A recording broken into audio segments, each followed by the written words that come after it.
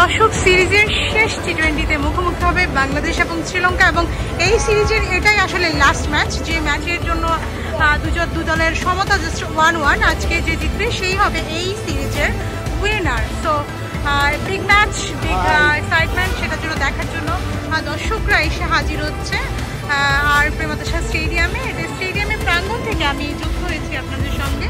আমরা দেখছি যে স্বাভাবিকভাবে শ্রীলঙ্কার মাঠ, এখানে শ্রীলঙ্কান দর্শকদেরই আধিক্য থাকবে এবং সবাই একে একে মাঠে প্রবেশ করছে।